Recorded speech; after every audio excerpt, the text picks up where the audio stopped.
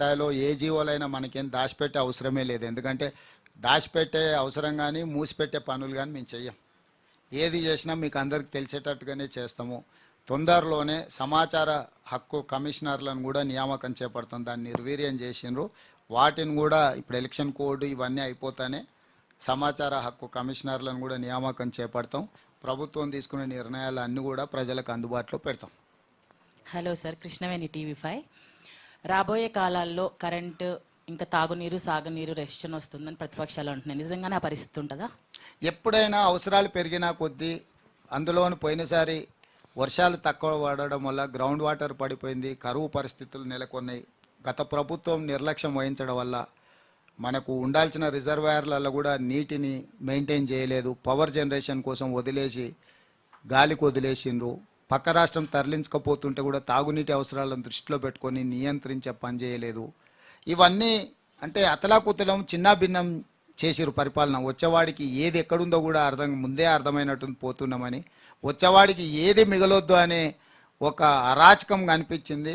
దాన్ని కంప్లీట్గా ఈ రోజు వరకు ఎక్కడ కూడా మీకు చిన్న సమస్య కూడా రాకుండా, ఎక్కడైనా అనుకోకుంటే ఏదైనా చిన్న చిన్న సమస్యలు వస్తే కూడా వాటిని పరిష్కరించుకుంటూ, మీకు ఒక ఉదాహరణ చెప్తా. విద్యుత్తు మేము అవసరానికి మించి ఎక్కువ ఇస్తున్నా, విద్యుత్ కోతలు అవుతున్నాయి.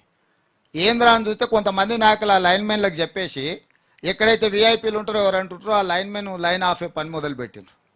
అందుకే ఎవడు ఆపితే వాడు కారణం లేకుండా ఆపితే ఉద్యోగం కూడా వీకుర్రు అని చెప్పిన తర్వాత కొంతమందిని వీకినాక కొంత అంటే లైన్ అప్ అయింది. అంటే కొంతమంది పిచ్చోళ్ళు ఉంటారు కదా సైకోఫాన్స్, వాళ్ళు ఏంటంటే ప్రభుత్వం ఫెయిల్ అయిందని నీళ్ళు ఇడ్చే కాడ నీళ్ళు ఆపెట్టి, కరెంట్ ఇడ్చే కాడ కరెంట్ ఆపెట్టి.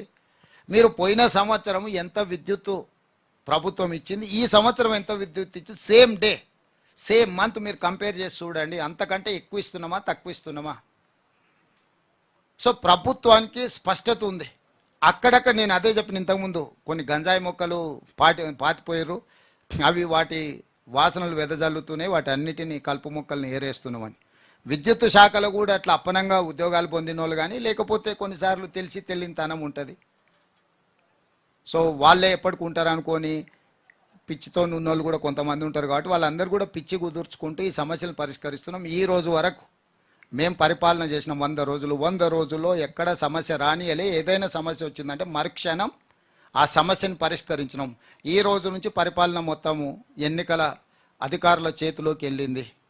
మాకు పరిమితమైన పరిస్థితే ఉంటుంది. ఇప్పుడు ఆ అధికారులు ఎట్లా నిర్వహిస్తారు, వాళ్ళకి ఏం సలహాలు సూచనలు మేము ఇవ్వాలా, తప్పకుండా ఒక మంచి పరిపాలన అందించడానికి మేము ముందుకు వస్తాం.